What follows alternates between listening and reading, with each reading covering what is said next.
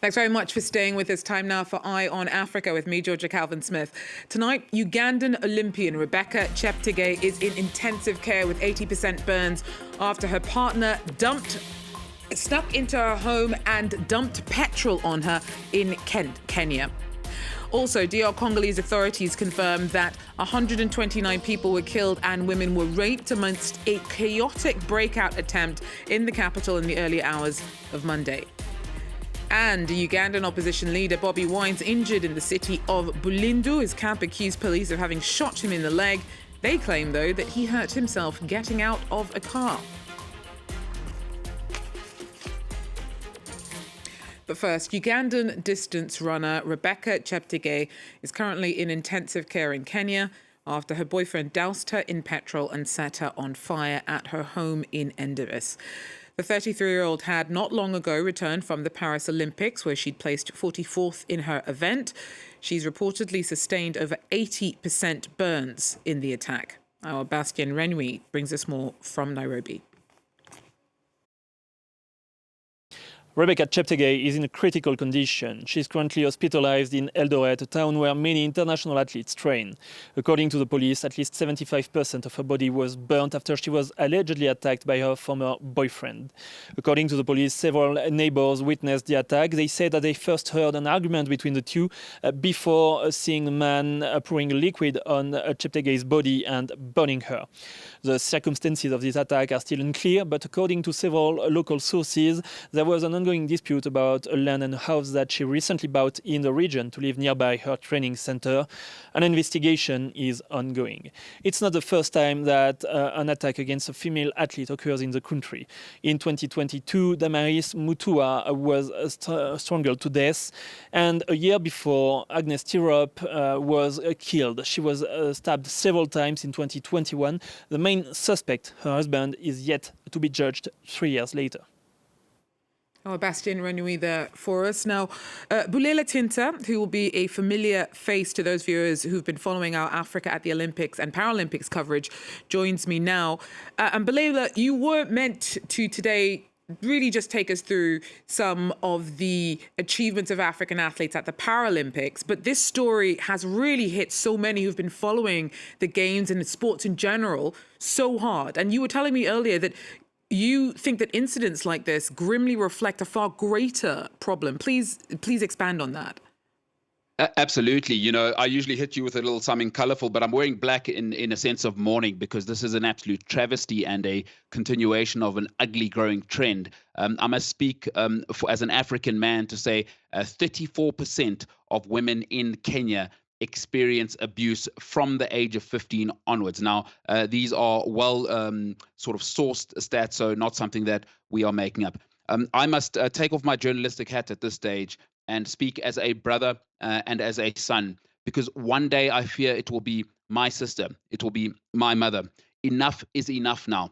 We condemn it as working professionals, and certainly my contemporaries that I know say no more in Africa. And I'll finish off saying this on this travesty of a matter, is that I as an African man am not separate from the problem, is that this problem is me and I am the problem. So we want to say that these men and the likes of Dixon Ndiema, who has been accused of this heinous act, are not part of the team. We condemn it from on high as African men. I am in South Africa where the stats are not much better, so I'm not going to be sanctimonious about my own country. It is a grim, grim day for a wonderful, wonderful representative of Uganda and training out of Kenya. So I must say that this is an absolutely dark day in what is meant to be a celebratory period for the world at the Olympics and Paralympics. Thank you so much for those very strong words, Bulela Tinta. Do stay with us. We will still, as originally planned before we heard about what happened to Rebecca Cheptegei, be coming back to you a little later on in the programme for a roundup of what's been happening from the continent on the Paralympics. But again, thank you so much for giving us that very personal insight to what appears to have happened to Cheptegei. Well, moving on, though, a day after an attempted jailbreak in DR Congo, and authorities have confirmed that at least 129 people were killed overnight into Monday. Rapes were also reported amongst the violence that happened at the overcrowded Makala prison in Kinshasa. Amit Livingston joins us now with more. Prisoners in Kinshasa's notoriously hellish main jail, known informally as Makala, attempted to escape en masse in the early hours of Monday morning. But the attempt turned brutally violent, with dozens of inmates ending up killed. Images that circulated on social media showed dead bodies heaped in the courtyard of the prison. At first, Congo's government didn't communicate the death toll and promised to investigate. Very early on Tuesday morning, however, the Interior Minister gave a preliminary assessment, confirming the very worst fears about the scale of the violence. The provisional death toll stands at 129 dead, 24 of whom were shot after being warned. The others were killed by stampede or suffocation, and some women were raped. The committee has also identified 59 wounded people for whom the government is currently providing appropriate care. In terms of property, we condemn the fire in the administrative buildings, the registry, the infirmary, and the food stores. The Interior Ministry also said that the prisoners had used an angle grinder they stole during a power cut to try to pierce the prison's walls, and it admitted that overcrowding contributed to the massive loss of life. The incident will be deeply embarrassing to Congo's government, and especially its Justice Minister, Constant Mutamba, who promised to tackle Makala's dire conditions just weeks after taking office. Prisons in Congo are dire at the best of times, but Makala has a grim reputation as being nearly unbearable. Originally built to hold hundreds of prisoners, the jail currently holds about 15,000, according to official figures. Rights activists have documented incidents of inmates starving to death and even suffocating inside the densely packed cells. The party of Ugandan opposition leader Bobi Wine accuses police of having shot him in the leg in Bulindo, in the centre of the country. Images of the injured 42-year-old have appeared across social media, but security forces claim that he stumbled and hurt himself getting out of a car. Wine unsuccessfully challenged longtime leader Yoweri Museveni for the presidency in 2021, and over his political career has often been the victim of intimidation and arrests. Regional correspondent Clement de Roma brings us more. Ugandan opposition leader Bobi Wine, the main challenger to President Yoweri Museveni, was injured in Bulindo, a suburb of the capital Kampala. According to his party, he was hit in the leg by a projectile fired by the police after visiting one of his lawyers, and he is now being treated by doctors. The National Unity Platform claims that police and military forces surrounded their vehicles and fired live bullets as well as tear gas canisters. The Ugandan police said in a statement that an investigation will be conducted, but that officers on the site claimed the opposition leader stumbled and injured himself after provoking a procession and blocking a main road. A failed presidential candidate in the 2021 elections, Bobi Wine and his party frequently clash with the police, but this is the first time the opposition leader has sustained such an injury.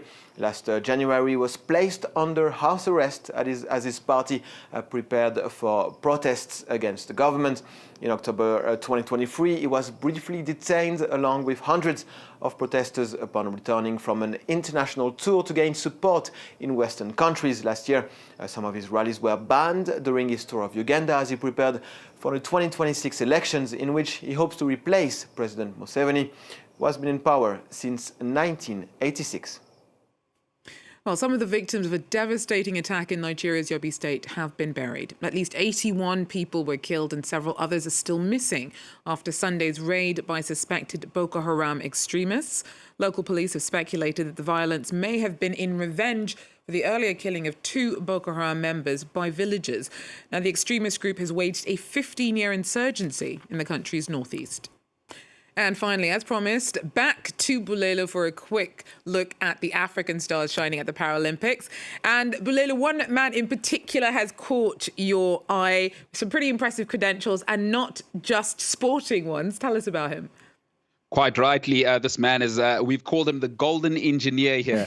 He started, he was born with a club foot. He has a master's in chemical engineering. He is now doing his doctorate in conversion of plastic waste to energy. And he is also now the 100-meter T44 Paralympic gold medal champion. I mean, Mpumelelo Mhlongo, an absolute megastar. And I tip you this. If you're looking ahead into the future, look out for this man to be the global face of disabled and differently abled athletes on the track. They love him. He is so articulate, and as you can see, I mean, the man, you see the face there, he's all passion, he's all energy, and he is the face of running, we presume, in the future. They love him around the world. So this is our guy, and a gold medalist from South Africa. Extremely proud of this brilliant young man. And we're pretty much at the midpoint now of the Paralympics. What else has jumped out at you over this first half of the Games? You know, an absolute legend from Tunisia, Rui Talili. If you don't know that name, she's won the shot put 5 times consecutively. I mean, it's simple with this lady. Let's not go on.